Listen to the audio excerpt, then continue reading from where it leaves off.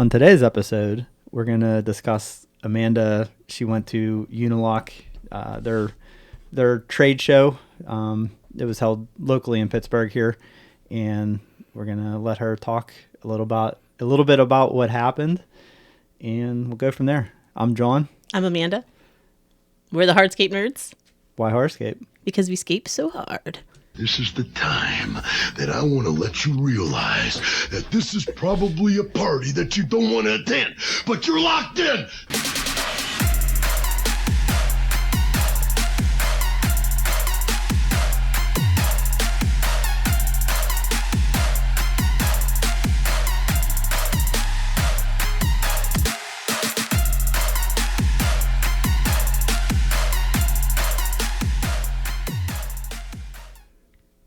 All right, we're back.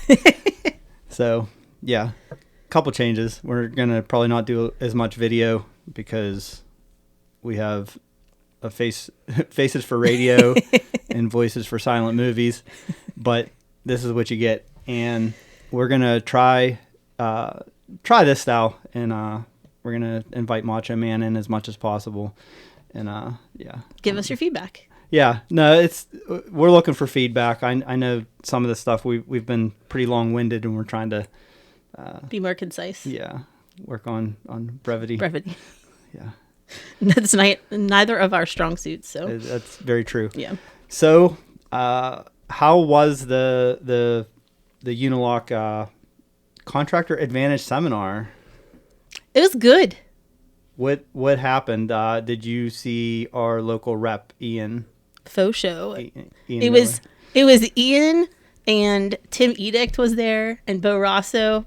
Bo emceed everything. Tim talked quite a bit. So did Ian. So it was like the all-star lineup. Did you talk to Tim? Did he remember? I didn't talk to Tim. No. Yeah, because he a few years back during COVID, Unilock had trainings every Thursday, and I think we were the only people to actually show up to these online events for every episode. They were cheering us on. Yeah, there were a couple times that I was wondering if we were actually the only people in the room with how much attention we got from all the reps, but I think it kind of fizzled towards the end. But yeah, they're always looking for participation. Yeah, and we participate a lot, and I always get my money's worth even when it's free. So I don't want to just sit there and waste my time and not ask questions and try and get better. So yeah, I was pretty quiet because I usually do like to ask questions and participate, and they were kind of bribing us to participate a little with some gift cards, but I didn't really ask any questions or anything. But I think the big theme that kept coming up that they really hammered home is just how much support they are there to offer for homeowners, but contractors, because we're the ones out there on the front line, so to speak, just putting it in their product, and they want to make sure that everyone's doing it right. If it's a new, your first time installing something, they did a whole, I think it was an hour on Ucara. And I learned so much that I didn't know. I knew base level, but they're really, really trying to support getting that in the ground and getting it out there and making things easier and making you feel like you're not alone. So that was kind of the overarching theme that just kept coming up. So I guess I'd want to touch on Ucara. You just mentioned that. Do you mind describing kind of what that is? Yeah. So if someone's not familiar, it's a modular system, I guess you could call it, and it's really versatile in terms of if you're making a garden wall or a structural retaining wall, you have the backer block and then you put fascia panels on top, so you can mix and match. I've seen some cool things done with that, with patterns and things that are unique, but you get your garden walls, your structural walls. They have pillars now, the aluminum cabinetry and the pillar surrounds, so you could do stuff there. If it's under a deck, no problem. You can incorporate the cabinetry around the posts. They have fireplaces, fire pits. You can really do anything. And I didn't even realize also that you can do curves. It's not like it would be a sweeping curve, so it's not going to be crazy. But everything about it with the dimensions are so you have as few cuts as possible. So, like Tim said, you could probably put up an L-shaped kitchen in maybe 4 hours, and you don't have to have masonry experience. Whereas if you're trying to go and be like a straight up mason, it might take you 2 or 3 days to put that same thing together. So labor, costs, material savings, just the whole shebang. I assume you're saving a ton of weight on the Yeah. installation when you're doing a kitchen too. I mean, the footer, the concrete prepared underneath has got to save whatever that's spec'd out. It's got to be a lot less. Yeah, you want to use a poured concrete footer. For fireplaces, they're saying it's mandatory. Like don't even try to do it without, or sonotubes and piers, stuff like that. But if you're doing something small, like one grill island or those pillars or something like that, you could do it on straight on base or on those universal base units because it's so light, so that you could actually get away with less base prep. Yeah, that definitely seems like it would save a whole lot in the field. Especially to try to, I think, retrofit for somebody. If you go to a past project and you're, hey, I want a grill island. Now you don't have to go super crazy digging stuff up. I think that would help with us. It seems like we get a lot of calls for that where they just want to add on to an existing. Mm-hmm. Yeah, that makes sense. Yeah. So, any other products that were new that? Yeah, this one's huge. Matoni and El Campo are now 2 3/8 instead of 2 3/4 to make it easier to match up your borders with your paver field. So that's a nice, more contractor friendly, like installation friendly thing that they've done. Did they come in the other ones also, or is it just? No, it's just. Okay, the smaller sizes. Yeah, so it might be slightly more if you are working with a 2 3/4 versus 2 3/8 field, but a lot of the other pavers are 2 3/8. Most. It's a lot easier filling in, especially if you're using for a border.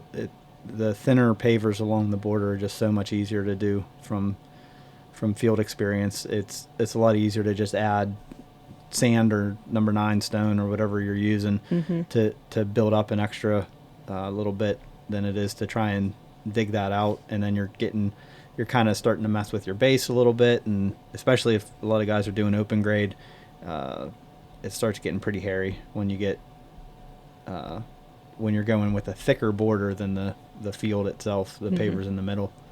Yeah, easier switch this way. Nordic Cobble is new, and they're trapezoids. They're tiny in the grand scheme of paver size, but you could do a lot of curves and circles. I feel like circle kits were more widely available before, and they kind of have gone away, minus Lampus, but this Nordic Cobble gives you that. You could make them straight if you flip-flop your trapezoids, but you could do a lot of cool curves and circles with that. So that was neat. And then Ecoterra are new pavers, a face mix.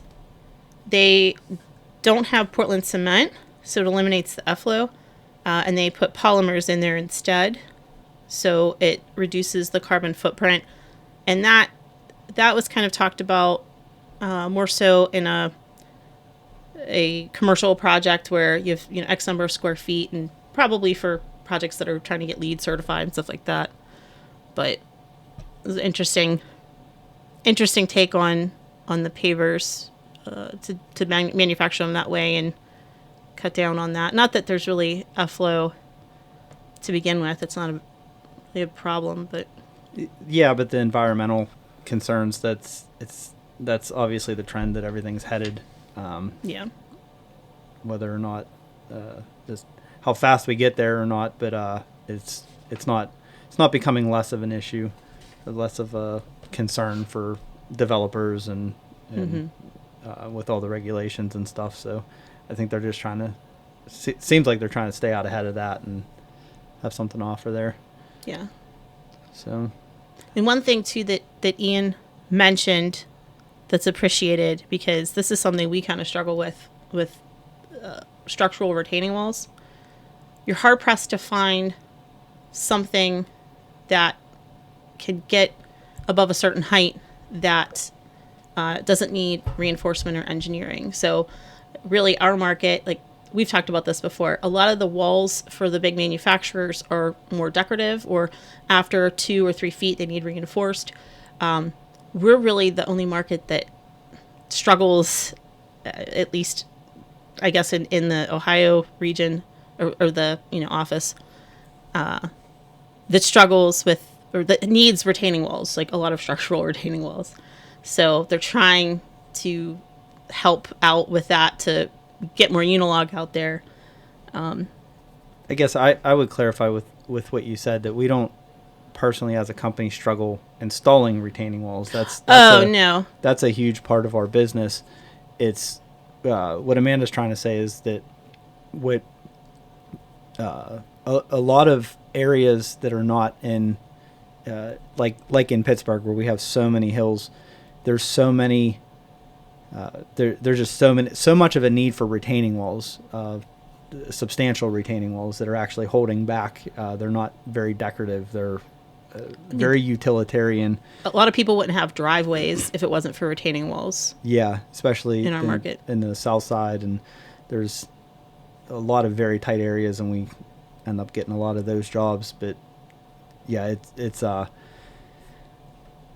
the what they're trying to do is make it. They understand in our area that it's not easy, and they're trying to come up with some solutions to help us out as contractors. So I don't know how many people across the country have to deal with this. I just driving through Tennessee a while back, it looked like it was pretty similar topography to Pittsburgh, but there's also a lot of places not very far from there. There's just flat. Like there's almost nothing. Even only a few hours from Pittsburgh, it's flat. Like you go into Ohio, it's pretty flat. You go into towards Harrisburg, it's flat.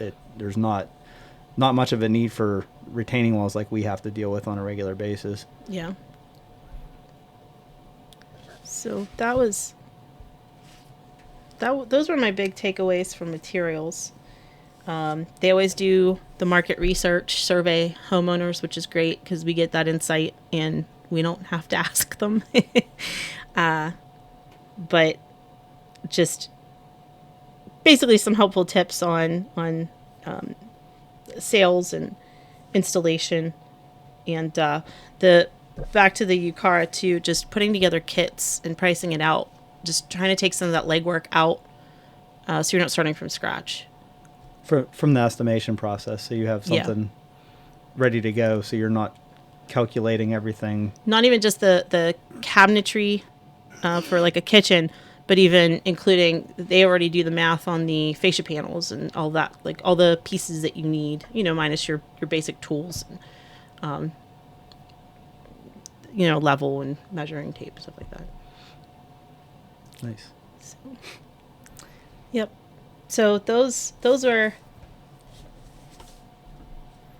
let's see if there's anything else that, I don't know. They just have tons of tutorials, tons of help, and just stuff to really cut down on all the challenges. I mean, and all the reps too, they said they're all contractors, and so they have that inside perspective on kind of the challenges we're facing. Plus they're in the field with contractors all the time too, and just kind of taking note and actually putting it into action, which is really nice. And they're getting to see a whole bunch of different scenarios because they're covering so many contractors in a pretty decent area too. So that, I think that helps. Yeah. And even they said to crew training resources online and stuff like that too, just to help. So any way they can support. So yeah, so that was cool. They had other vendors there too, Perma Edge and stuff. So I don't know, just a Nice day to kind of get jazzed up for the season. Are we jazzed up for the season then? We're jazzed. So jazzed. All right. On that note, yeah, we'll wrap it up. So that's it, right? Yep. All right. Proverbs 14:23, in all labor there is profit, but the talk of the lips tendeth only to penury. Let's stop talking and make something happen. Thank you both for listening. Be sure to share this with your in-laws, your outlaws, that friend who doesn't appreciate personal space. They sure won't bother you anymore.